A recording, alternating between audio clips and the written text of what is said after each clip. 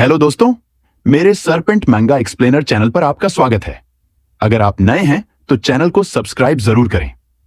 Scene start होता है जीयू के साथ, जो अपने स्टेटस विंडो को देख रहा होता है। वो अब एंट्री लेवल 9 में पहुंच चुका था। उस दुनिया में उसका चौथा महीना चल रहा था। इन 4 महीनों में वो बहुत कुछ सीखा था।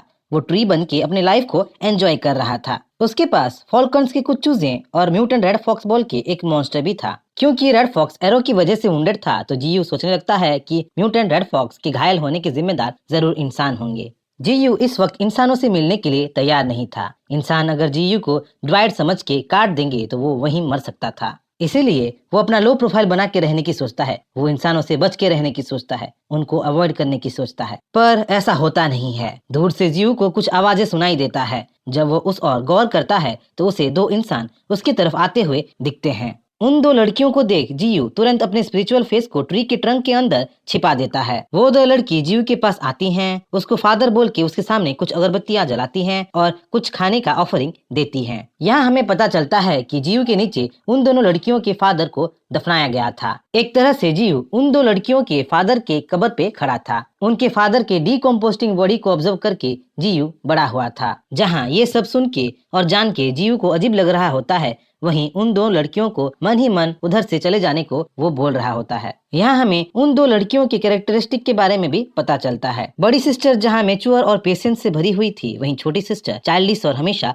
हड़बड़ी में रहती थी। छोटी इतनी पेशेंसलेस थी कि कभी कभी अपने फादर के ऑफरिंग्स को भी खा लेती थी। थोड़ा प्रेयर करने के बाद वो 2 लड़की पास ही एक रिवर में नहाने के लिए चले जाते हैं और नहाते हुए 2 सिस्टर्स पानी में मजे करने लगते हैं। उनकी आवाज सुन जीयू अपने आप को रोक नहीं पाता। वो उनको नहाते हुए देखना चाहता था। वो देख भी लेता, पर उसके साइड को कुछ दूसरे पेड़ रोक रहे थे। वो इतना उतावला हो जाता है कि अपने रूट्स को उखाड़ के उनके पास उनको नहाते हुए देखने के लिए चला जाता है। नहा धो के 2 लड़की अपने फादर को गुड बाय बोल के वहाँ से चले जाते हैं और जीयू उनको ऐसे ही घूरता रहता है। ऐसे ही देखते देखते और एक हफ्ता बीत जाता है। ऊपर से जो कैनियन पीसफुल लग रहा था, अंदर से वो कैनियन जंग का मैदान था। प्रेडिएटर और प्रे में हमेशा जंग छिड़ी रहती थी। जीयू के फॉल्कन्स अब बड़े हो चुके थे और लेवल 3 में पहुंच चुके थे। वो इतना काबिल बन चुके थे कि म्यूटेंट रेड फॉक्स के साथ मिलके शिकार करने लगे थे। ऐसे ही वो लोग मिलके म्यूटेंट गोल्डन ईगल का शिकार कर रहे थे। जहाँ फॉल्कन्स मिलके एक साथ ईगल पे हवाई हमले कर रहे थे, वहीं रेड फॉक्स ईगल को काट के अपने दांतों से हमला कर रहा था। पर म्यूटेंट गोल्डन ईगल को हराना म्यूटेंट रेड फॉक्स और फॉल्कन्स के बस में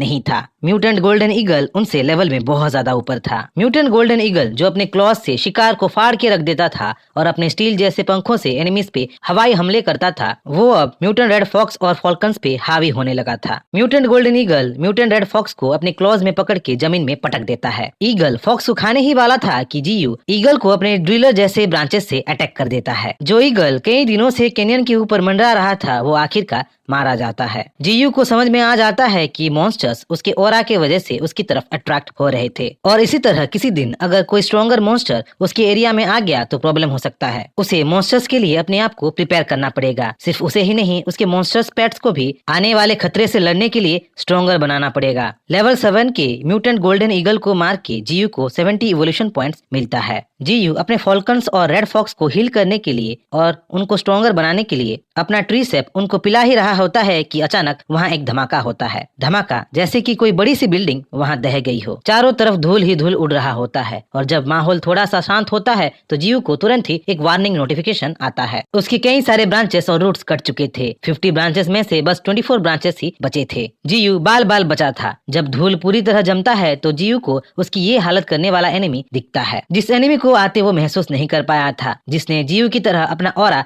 छिपा रखा था। वो एनिमी अब उसके सामने था। जीयू का एनिमी एक टोमाहॉक स्नेक था। स्नेक जो लेवल 9 पे था। एक ऐसा स्नेक जिसके सर और पैर पे ब्लेड्स लगे थे। ब्लेड्स जो एक ट्री को आसानी से काट सकते थे। स्नेक को देख म्यूटेंट रेड फॉक्स गुर्राने लगता है। म्यूटेंट रेड फॉक्स को इस तरह गुर्राते देख जीयू समझ जाता है कि रेड फॉक्स स्नेक से पहले लड़ चुका था और शायद रेड फॉक्स को घायल टोमाहॉक स्नेक नहीं किया था। अगर अगला पार्ट सुनना चाहते हैं तो कमेंट जरूर करें।